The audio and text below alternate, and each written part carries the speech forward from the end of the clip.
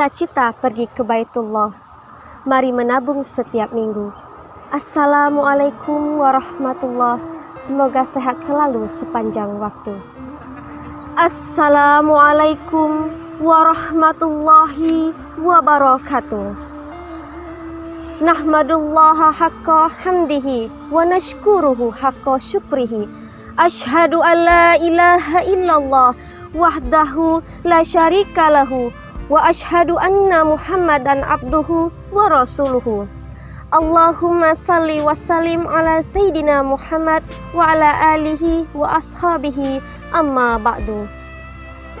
Ayah, bunda, ananda, serta kaum muslimin dan muslimat yang dirahmati Allah.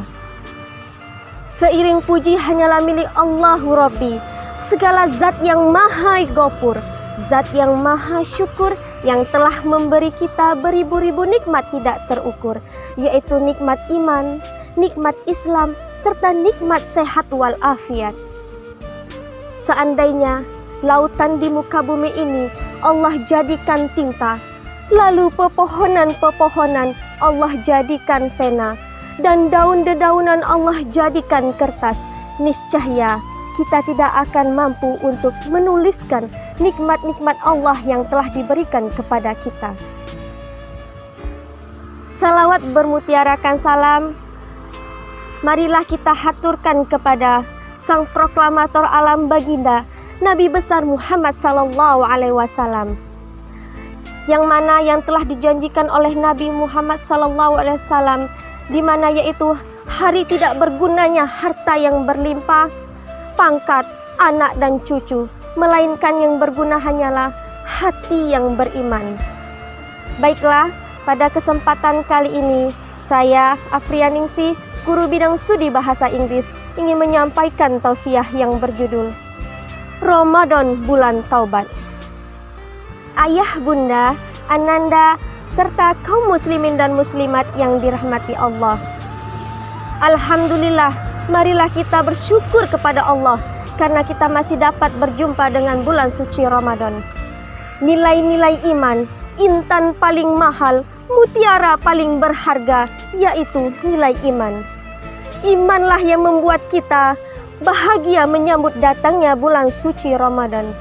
Menyingsingkan lengan baju, menghamparkan sajadah, melakukan pendekatan intens kepada Allah. Mengapa? Karena kita mengerti dengan nilai Ramadan. Bulan Ramadan adalah bulan yang sangat dinanti-nantikan oleh seluruh umat muslim di dunia. Selain dikenal sebagai Syahrus Syam, Syahrus Sabar, Syahrul Quran, Syahrul Jihad, Ramadan juga dikenal sebagai Syahrul Taubah. Ramadan merupakan bulan yang mengandung peluang emas untuk kita bertobat kepada Allah.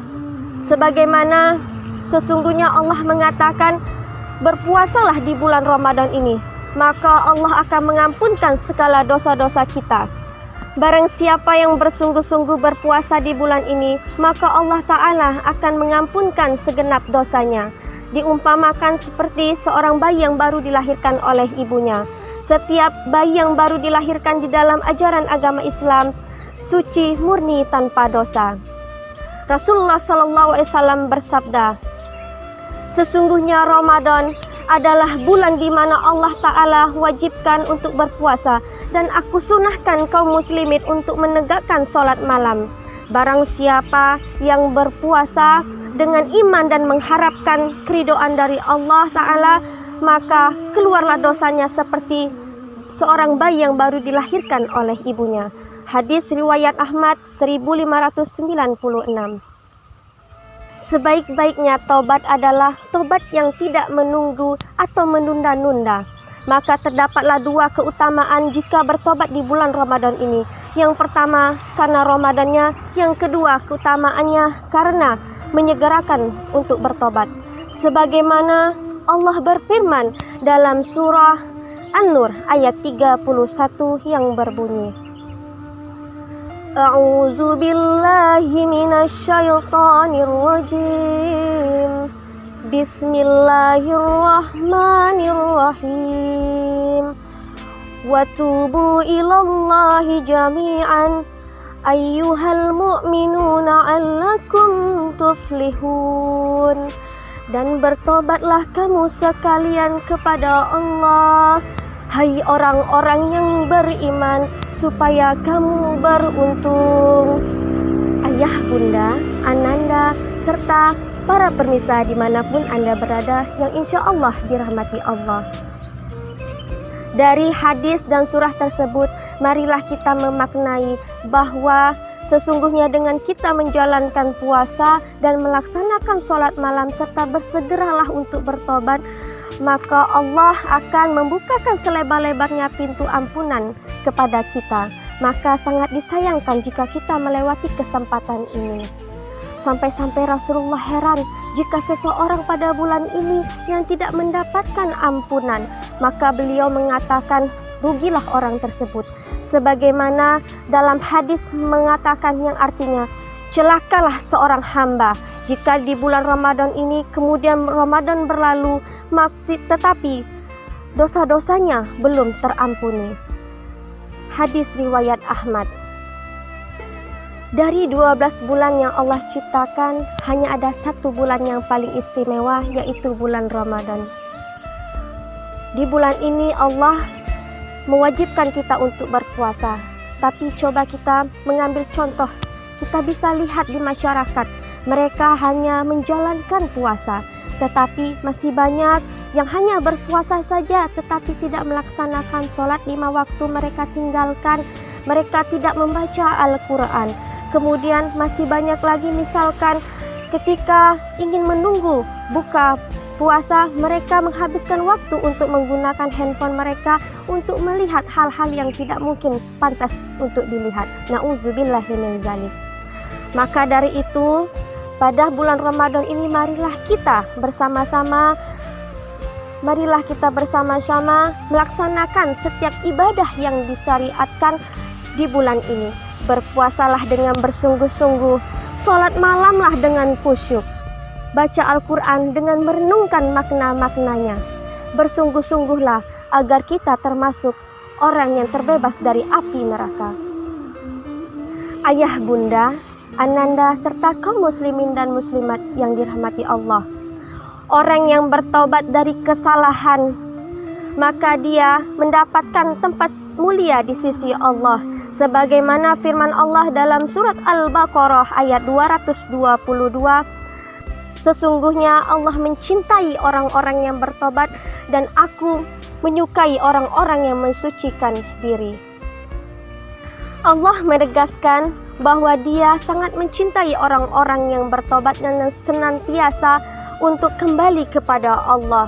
Pada masa Rasulullah Sallallahu Alaihi Wasallam terdapat satu kisah yang menakjubkan. Satu kisah ini tentang seorang perempuan yang telah berbuat zina, kemudian dia ingin bertobat. Imam bin Al-Husain Al-Kunza menceritakan ada seorang perempuan dari Juhainah masuk ke pintu masjid ingin menemui Rasulullah. Dia mengaku telah berbuat zina dan dia ingin bertobat. Ya Rasulullah, aku telah berbuat dosa besar, aku telah berzina dan aku kini hamil, dan aku ingin Engkau menegakkan Uhud atau rajam terhadap diriku. Kemudian Rasulullah meminta wanita itu untuk pulang dan menjaga kandungannya sampai bayinya lahir. Selang beberapa lama kemudian wanita itu pun melahirkan bayinya. Kemudian wanita itu menemui Rasulullah. Ya Rasulullah, aku telah melahirkan bayiku dan aku ingin Engkau menegakkan Uhud atau rajam terhadap diriku. Kemudian Rasulullah pun mengabulkan permintaan wanita tersebut. Akhirnya wanita tersebut pun dirajam dan Rasulullah mensolatkan jenazahnya. Hai Rasulullah, mengapa engkau mensolatkan jenazah perempuan itu padahal ia telah berbuat zina? Umar bin Khattab meminta penjelasan. Maka Rasulullah SAW menjawab. Sesungguhnya ia telah bertobat. Jika tobatnya dibagikan kepada 70 penduduk di Madinah, sesungguhnya tobatnya mencukupi. apakah engkau menemui seseorang yang lebih utama dari seseorang yang telah berjuang, seseorang yang telah merelakan dirinya untuk kembali kepada Allah? Demikianlah kisah taubat seorang wanita yang penzina. Dia bertobat dan ingin bersungguh-sungguh kembali kepada Allah. Sesungguhnya ini adalah tobat sejati para hamba-hamba Allah. Nah, masih banyak lagi cerita-cerita kisah dari pada zaman Rasulullah yang berbuat dosa kemudian Allah mengampuninya. Ayah, bunda, ananda, serta kaum muslimin dan muslimat yang dirahmati Allah. Taubat itu dicintai oleh Allah. Allah sangat mencintai orang-orang yang bertobat dan Allah membukakan selebar-lebarnya pintu tobat. Namun, tobat juga memiliki syarat-syarat untuk diterimanya.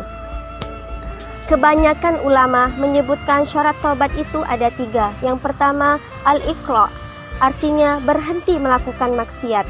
Yang kedua, yaitu an-nadam, menyesal apa yang pernah dia lakukan. Yang ketiga, al-azam, artinya bertekad tidak akan mengulanginya lagi. Orang yang melakukan 3 hal ini, maka ia dianggap sudah bertobat kepada Allah. Nah, ketiga syarat inilah yang sering disebutkan oleh para ulama. Sebagaimana Umar bin Khattab radhiyallahu anhu mengatakan, taubat nasuha adalah tidak mengulangi lagi dosa yang pernah ia lakukan, sebagaimana susu yang tidak akan masuk lagi ke dalam perahannya. Kemudian di dalam Al-Quran terdapat juga dalam surah At-Tahrim ayat 8 yang berbunyi, Ya ayyuhalladzina amanu tubu ilallahi taubatan nasuha. Wahai orang-orang yang beriman, bertobatlah kepada Allah dengan tobat nasuha. Ayah, bunda, ananda, serta kaum muslimin dan muslimat yang dirahmati Allah, menunda-nunda taubat adalah suatu perbuatan yang dosa. Dan di antara hal yang menyebabkan seseorang menunda taubat, yaitu yang pertama, menargetkan waktu tertentu atau menunggu sesuatu yang ada pada dirinya. Misalkan menunggu tua, menunggu menikah, menunggu punya anak, bahkan masih banyak kata-kata menunggunya. Yang kedua, berputus asa dari rahmat Allah. Ia mengira bahwa dosanya terlalu banyak sehingga dia berputus asa untuk tidak mau bertobat kepada Allah. Padahal Nabi Muhammad SAW bersabda yang artinya, sungguh Allah Subhanahu wa Ta'ala menerima taubat hambanya selama belum yughogir. Hadis riwayat At-Tirmizi. Yughogir artinya ketika nyawa sudah sampai di kerongkongan, itulah batas terakhir yang Allah Subhanahu wa Ta'ala tidak menerima lagi tobat hambanya. Karenanya, apapun dosa yang pernah kita lakukan, baik dosa kecil maupun dosa besar, marilah kita segera kembali kepada Allah, memohon, meminta ampunan. Cara bertobat yang benar telah dicontohkan oleh Rasulullah SAW. Beliau selalu beristighfar dan bertobat kepada Allah Subhanahu wa Ta'ala lebih dari 70 kali setiap harinya. Bahkan terkadang dalam suatu majelis, satu kali duduk tidak kurang dari 100 kali Rasulullah SAW bertobat. Marilah kita mencontoh cara Rasulullah ini. Dimanapun kita berada, marilah kita selalu beristighfar, mengingat kepada Allah. Ramadan yang kondusif dengan amal soleh dan minim pengaruh negatif dibandingkan bulan lainnya adalah kesempatan berharga yang belum datang lagi kepada kita. Bukankah kita tidak pernah bisa menjamin bahwa kita akan tetap hidup sampai Ramadan berikutnya jika kita menunda-nunda tobat kita saat ini? Lihatlah betapa banyak orang yang Ramadan lalu masih ada, yang kini sudah tiada. Bahkan ketika terjadi pandemi COVID-19 seperti ini, betapa banyak orang yang kemudian meninggal setelah terjangkit virus corona. Mari kita merenung sembari meminta ampunan dari Allah dengan mengucapkan Astaghfirullahaladzim. Astaghfirullahalazim. Astaghfirullahalazim. Ya Allah, kami tak tahu sampai kapan kami akan hidup di dunia ini. Kami hanyalah manusia biasa yang tak luput dari dosa. Sebentar lagi Ramadan akan meninggalkan kami.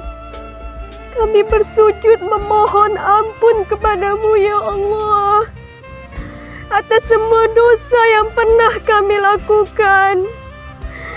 Dosa maksiat, dosa ghibah, dosa berbohong, dosa memfitnah, bahkan dosa kepada kedua orang tua kami. Dan masih banyak lagi dosa-dosa yang lainnya. Ya Allah, di bulan yang berkah ini, kami memohon ampun kepadamu ya Allah. Sungguh tiada yang dapat mengampuni dosa kami selainmu ya Rabbi. Semoga Ramadan ini menjadikan kita manusia yang lebih baik lagi, memperbanyak amal-amal soleh, karena di bulan ini semua amal akan dilipat gandakan oleh Allah. Semoga kita menjadi seorang hamba yang beriman dan bertakwa. Ayah, bunda, ananda, serta para permisa dimanapun Anda berada yang dirahmati Allah. Semoga Ramadan ini menjadikan kita manusia yang lebih baik lagi di mata Allah. Inilah yang dapat saya sampaikan pada tausiah saya kali ini. Semoga dapat bermanfaat untuk kita semua. Jika ada kesalahan, saya mohon maaf. Sesungguhnya kebenaran itu datangnya dari Allah dan kesalahan itu datangnya dari saya. Happy fasting to all my Muslim friends. Hopefully this time we get something valuable from Allah, the most gracious and most merciful. Happy Ramadan 1443. Mandi pagi, sehatkan badan, siap bekerja di hari Selasa. Mari berpuasa di bulan Ramadan untuk menghapus segala dosa. Mulai sesuatu jangan lupa bismillah. Jika selesai ucap alhamdulillah. Semoga tausiah kali ini membawa berkah agar nanti menjadi penerang di alam barzah. Billahi taufik wal hidayah. Assalamualaikum warahmatullahi wabarakatuh.